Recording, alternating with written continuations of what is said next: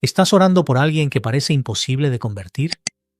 Andrea lo hizo durante 3 años. Su esposo ateo la dejó por fanática religiosa. Le dio a elegir Dios o él. Ella eligió a Dios y lo perdió, pero siguió orando un rosario al día durante 1000 días, sin ver ningún cambio, hasta que una madrugada en una capilla de adoración, Dios hizo lo imposible. Escúchala.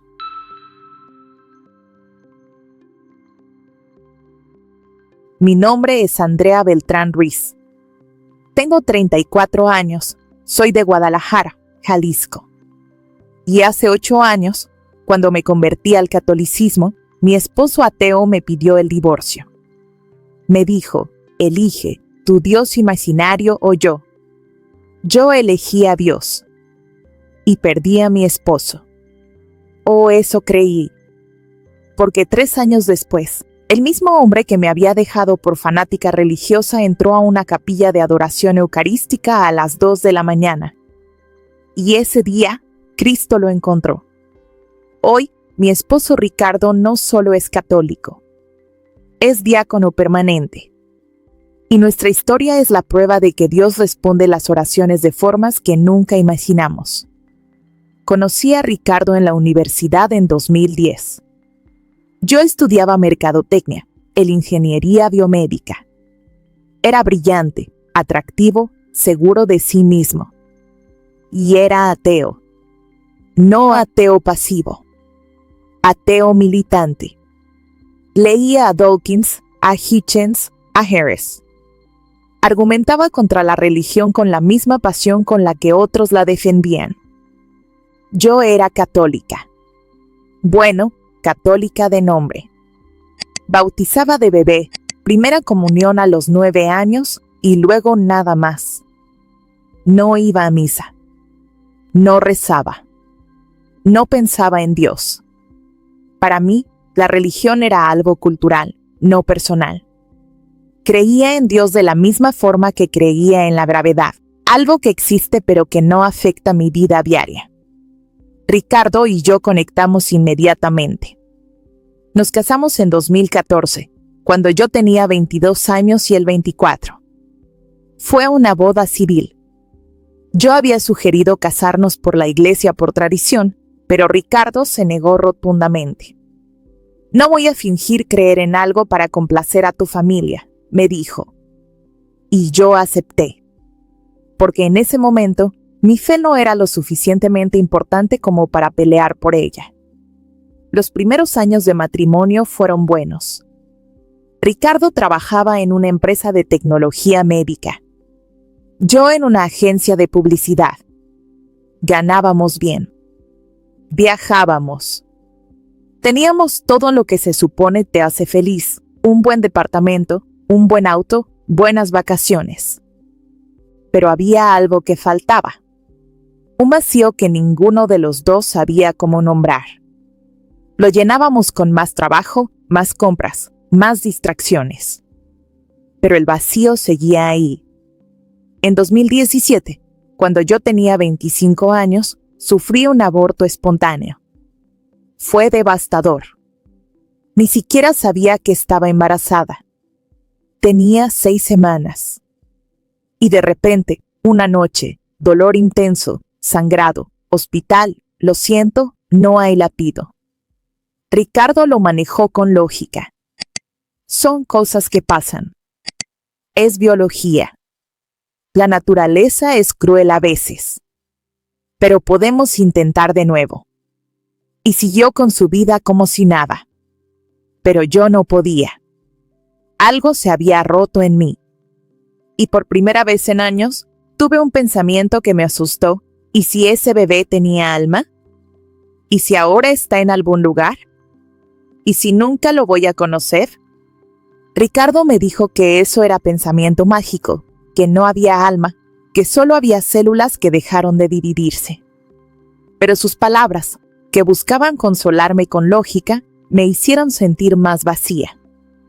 Un día, caminando por el centro de Guadalajara, entré a la catedral. No sé por qué. Solo entré. Me senté en una banca y lloré. Lloré por ese bebé que nunca conocí.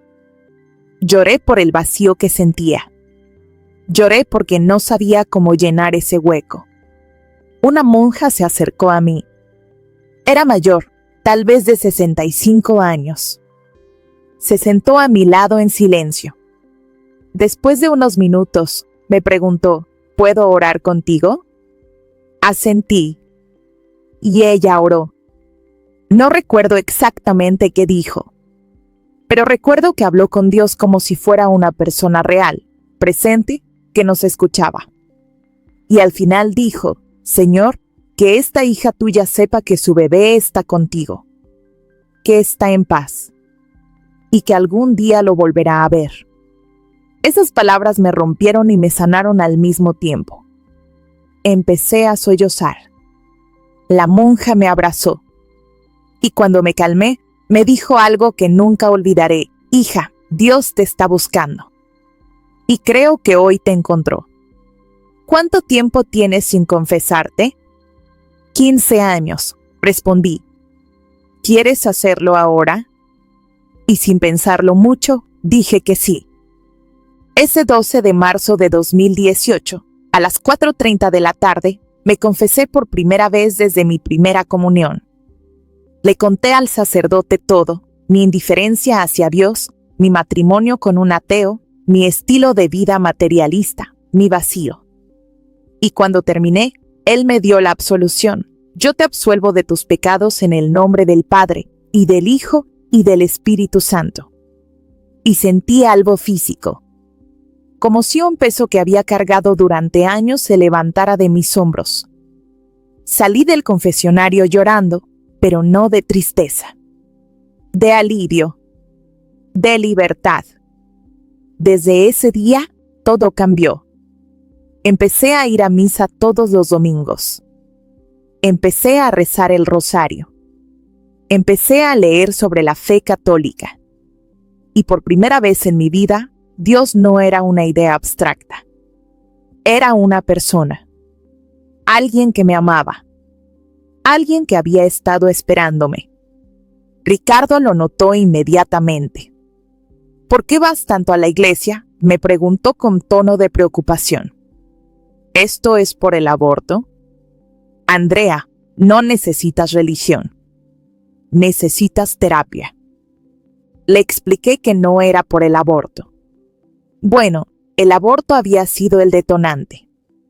Pero lo que había encontrado era más grande. Había encontrado sentido. Había encontrado paz. Había encontrado a Dios. Ricardo se molestó. Andrea, eso es pensamiento mágico. Dios no existe. La religión es un consuelo para gente que no puede enfrentar la realidad. Tú eres inteligente. No necesitas eso. Pero yo ya no podía volver atrás. Había probado la presencia de Dios. Y no iba a fingir que no existía para complacer a mi esposo.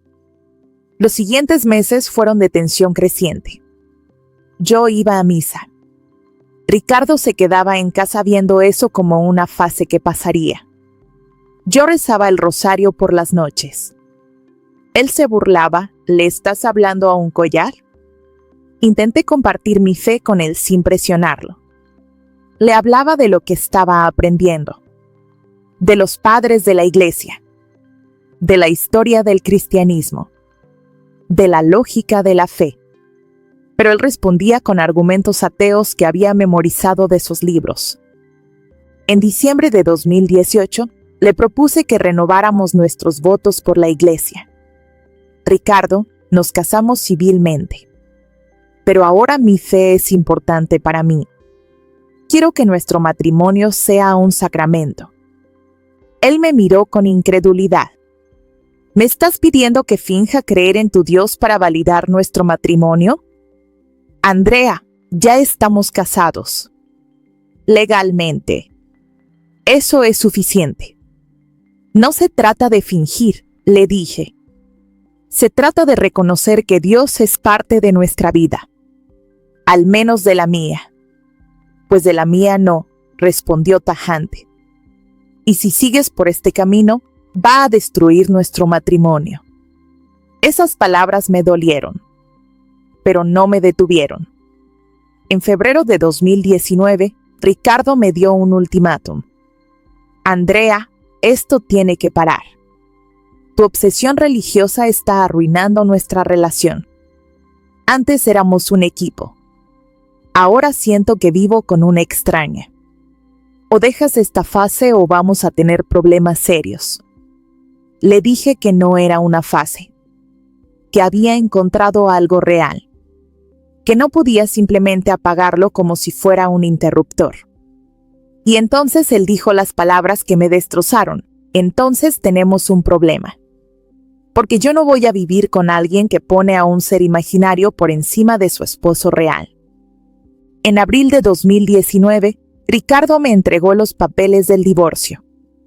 Elige, me dijo, tu Dios imaginario o yo, porque no puedes tener ambos. Lloré durante días. Amaba a Ricardo. Era mi esposo. Era el hombre con quien había planeado mi vida. ¿Cómo podía elegir entre él y Dios? Hablé con mi director espiritual, un sacerdote jesuita. Le conté todo.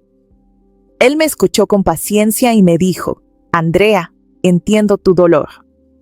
Pero no puedes negar a Cristo por salvar tu matrimonio.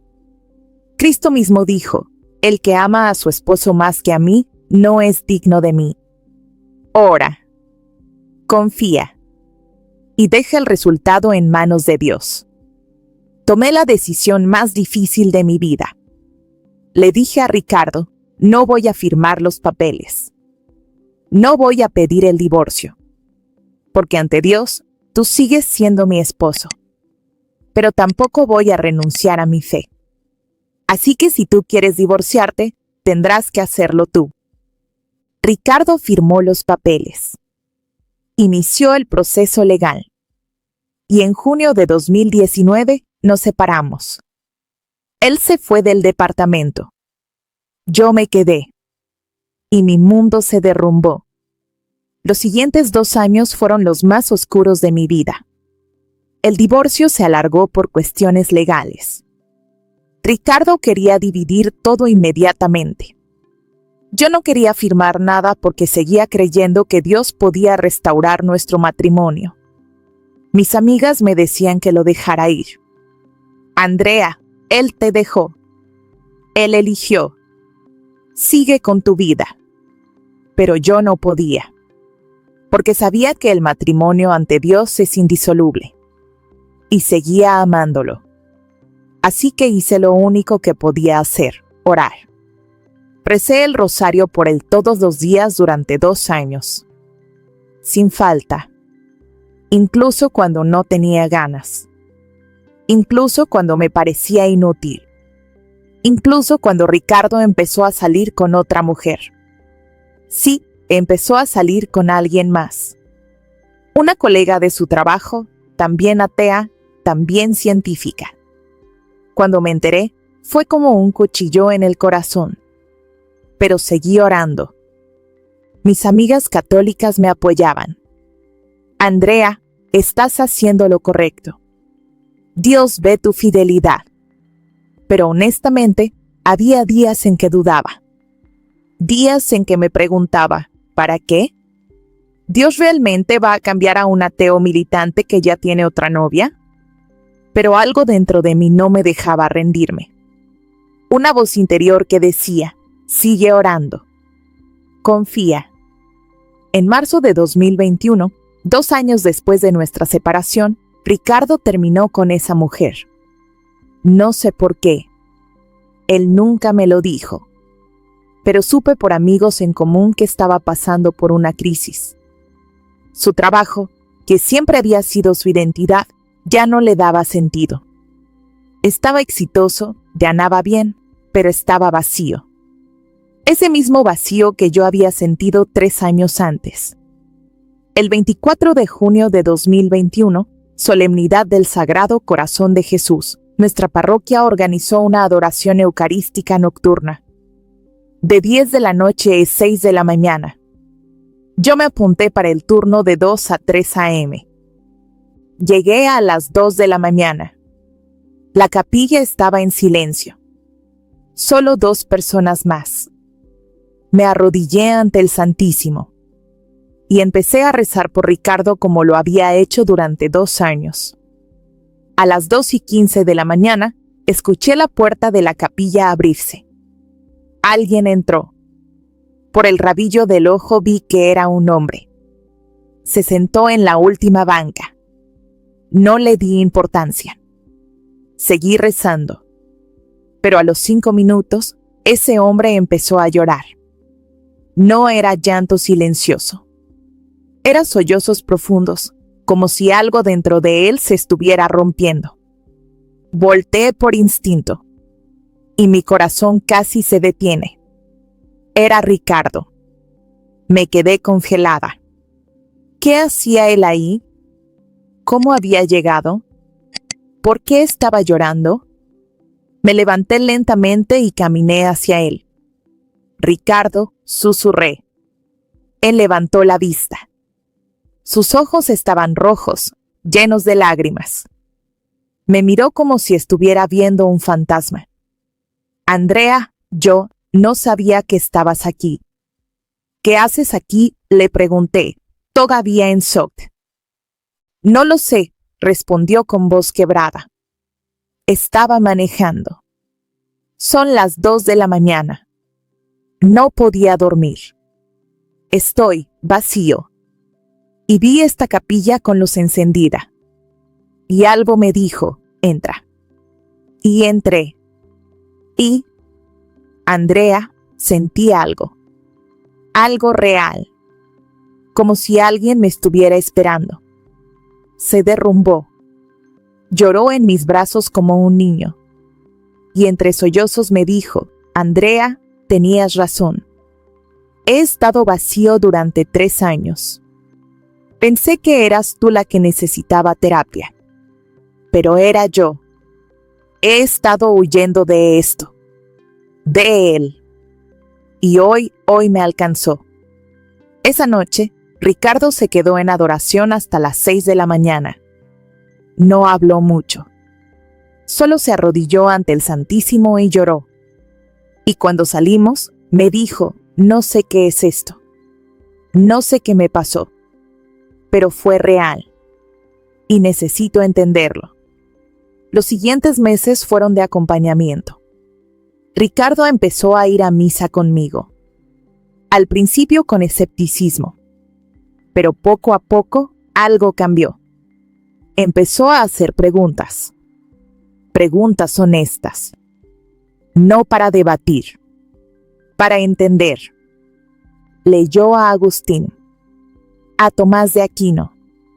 A C.S. Lewis. A Scott Hahn.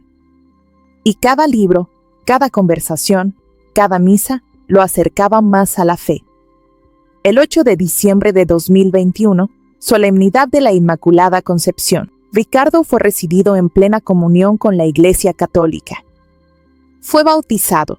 Su bautismo infantil en una iglesia protestante era válido, pero se bautizó condicionalmente por seguridad, confirmado y recibió su primera comunión. Lloré durante toda la misa, porque había orado por esto durante casi 3 años. Y Dios había respondido. En enero de 2022, Ricardo y yo renovamos nuestros votos matrimoniales en una misa sacramental.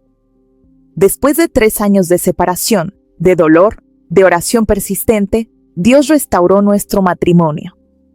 Y no solo lo restauró, lo transformó. Pero Dios no se detuvo ahí.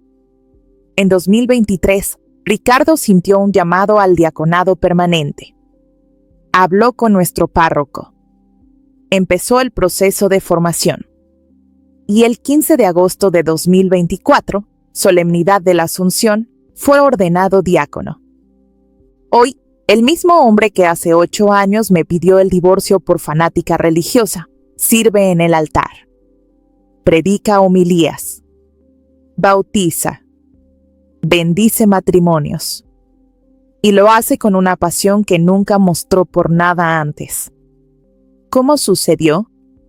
Dios, oración, fidelidad y la Eucaristía. Hace unos meses le pregunté, Ricardo, ¿qué pasó esa noche en la capilla?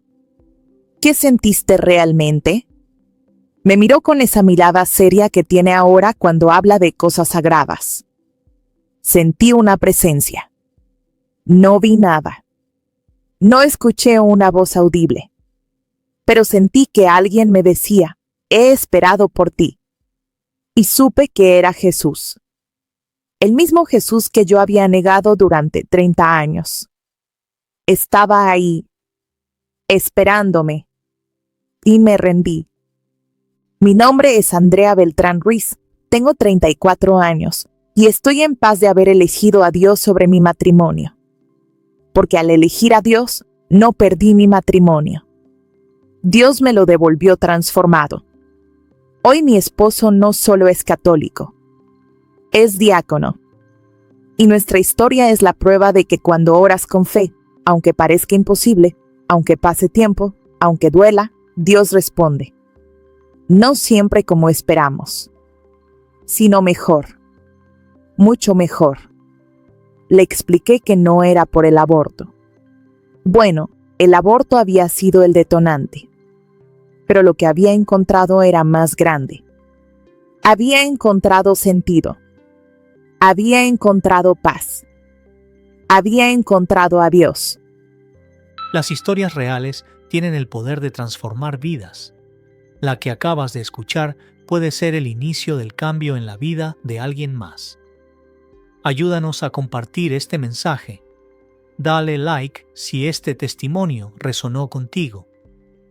Suscríbete para más historias de transformación y fe. Comparte con alguien que esté buscando respuestas. Comenta tu propia experiencia abajo. Tu historia también puede inspirar a miles. Gracias por ser parte de esta comunidad de buscadores de verdad. Hasta el próximo testimonio.